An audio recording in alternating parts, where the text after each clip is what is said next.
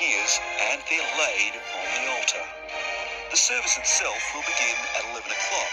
It has 6 distinct parts that have barely changed in the past 1,000 years. First is the recognition, in which people acclaim their new sovereign. King Charles is led in procession through the west door of the abbey, through the nave and choir, to the chair of estate near the altar. He's wearing the coronation robes, a crimson surcoat, the robe of state. He'll break with tradition by doing without the customary breeches and silk stockings, instead wearing his military uniform, denoting his rank of Admiral of the Fleets.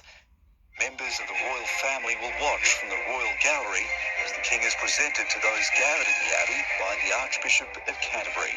The congregation declares, "God save the King," as trumpets sound. The oath then follows. The monarch pledges to serve the people. The sovereign swears to uphold the law and the Church of England.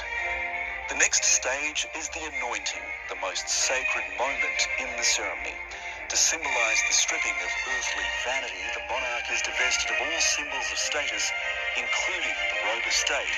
He dons the colobium sindonis, an austere white garment without detail or lace, to symbolize standing bare before God.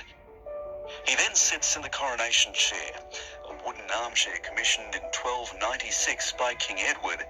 It's been used in the coronation of every British monarch since.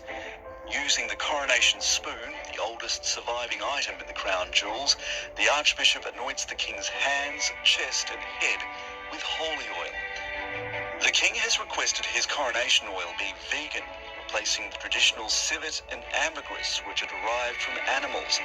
Instead, it'll be made of olive oil, grown, pressed and consecrated in Jerusalem. The oil is kept in a solid gold flask called an ampulla, shaped like an eagle. After this is the investiture. The king will be presented with the symbols of sovereignty.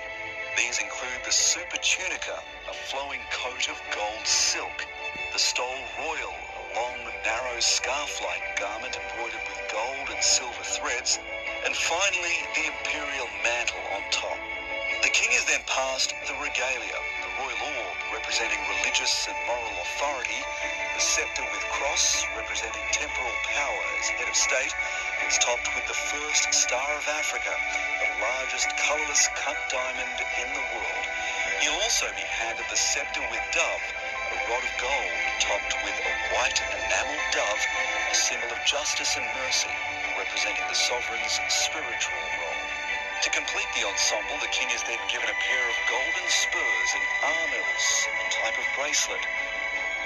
Then the crowning. This is the moment the Archbishop places the St. Edward's crown onto the head of the king. The abbey will echo with cries of "God save the King."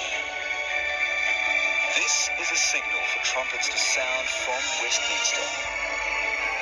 Bells toll across the United Kingdom, and a 62-gun salute is fired from the Tower of London.